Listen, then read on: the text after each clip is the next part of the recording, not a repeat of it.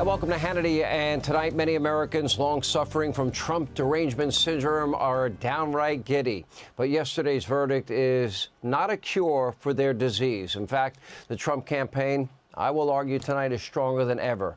After the verdict, the former president's campaign said it raised what is a massive record, $34.8 million in just 6 hours. And by the way, that includes their site crashing. Meanwhile, one flash poll showing Donald Trump with a 6-point bump, and the former president himself is now more determined than ever to save our country from political lawfare. Watch this. This is a case where if they can do this to me, they can do this to anyone. And these are bad people. We weren't allowed to use our election expert under any circumstances. You saw what happened to some of the witnesses that were on our side. They were literally crucified. I don't mind being out there because I'm doing something for this country and I'm doing something for our Constitution. It's very important, far beyond me. And this can't be allowed to happen to other presidents. It should never be allowed to happen. And it all comes out of the White House. Crooked Joe Biden, the worst president in the history of our country. He's the worst president in the history of our country, the most incompetent. He's the dumbest president we've ever had. He's the dumbest president, most incompetent president, and he's the most dishonest president we've ever had. And the only way they think they can win this election is by doing exactly what they're doing right now, win it in the courts because they can't win it at the ballot box. So we're going to show them that, we're going to fight because I'm willing to do whatever I have to do to save our country and to save our Constitution. I don't mind. Honored to do it for our country and our Constitution, and he's willing to do it. Donald Trump doesn't need this, but he's right. What happened yesterday was not justice. I said from day one, he cannot get a fair trial in New York. He didn't get a fair trial in New York. And Mar-a-Lago is not worth $18 million. This was a result of a reckless, dangerous, irresponsible show trial, shedding the Constitution, shedding the rule of law, all in an effort to weaponize our justice system. This is what a dual justice system looks like. But today, we heard a much different message from your current president, Joey, who praised America's justice system. Take a look. The American principle that no one is above the law was reaffirmed. Donald Trump was given every opportunity to defend himself. It was a state case, not a federal case, and it was heard by a jury of 12 citizens, 12 Americans, 12 people like you. It's reckless, it's dangerous, it's irresponsible for anyone to say this was rigged just because they don't like the verdict. Our justice system has endured for nearly 250 years, and it literally is the cornerstone of America, our justice system. The justice system should be respected.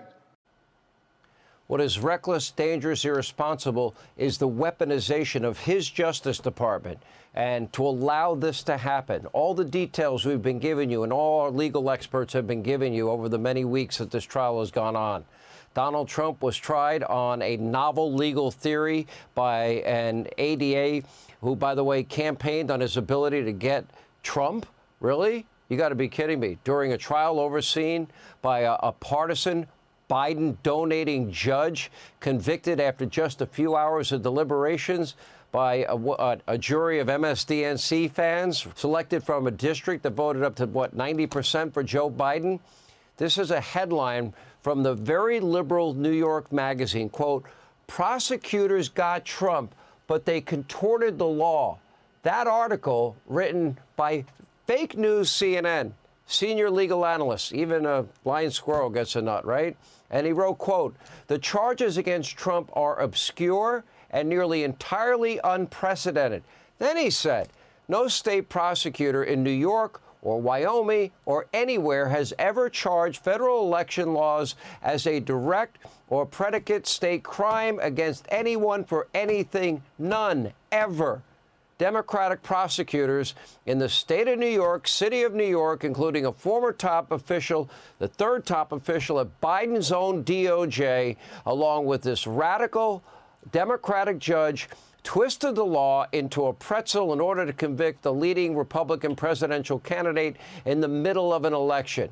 So you're not going to hear any complaints from Joe Biden or any other Democrat or their allies in the media mob tell Americans no one is above the law. Well, of course they're not going to. There are a notable few exceptions, including what, Biden himself? Really? Okay. Now, a special counsel recently declined to charge President Biden with mishandling classified documents. His 4 locations never got raided. His home never got raided, despite ample evidence of criminal misconduct over multiple decades. Well, they concluded, well, he's probably a nice old man, is going to come off nice to a jury, and he's just going to seem forgetful, so we're not going to prosecute him. Why didn't they raid his house? Why didn't they raid Hillary Clinton's house? The exact same allegations. You know, Donald Trump is currently awaiting a criminal trial for the mishandling of classified documents over a few months. Hillary Clinton also is above the law like Joe.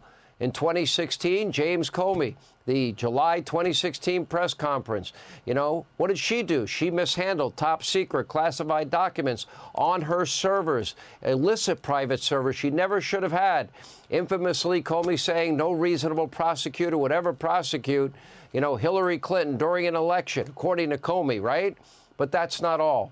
After Hillary Clinton and the DNC were caught mislabeling payments for that dirty disinformation Russian dossier as a legal expense. Remember, it was funneled through a law firm that hired an op research firm that hired Christopher Steele. That led to a dirty Russian disinformation dossier that resulted in not one but 4 separate FISA warrants issued, 3 signed by James Comey himself. No criminal charges ever brought. Both Clinton, the DNC, they were allowed to settle that matter quietly with a simple fine for the FEC that said, in this case, had they been allowed to testify, no crime was committed, no violation was committed. And keep in mind, Trump was convicted of 34 felonies for allegedly mislabeling a payment to a lawyer as a legal expense. But we can right this ship. You have the power. The ultimate verdict lies with you. Donald Trump can finish what he started in 2016. That's when Trump destroyed Hillary Clinton at the ballot box. Now, today, she's still deeply unhappy and bitter. Instead of serving as the president of this country, Hillary now is selling mugs on Instagram. In 2016, the U.S. justice system never held her accountable. The American people did. And this year, you have an opportunity to render the final verdict at the ballot box. That's the only verdict that will ultimately matter. Hey, Sean Hannity here. Hey, click here to subscribe to Fox News YouTube page and catch our hottest interviews and most compelling analysis. You will not get it anywhere else.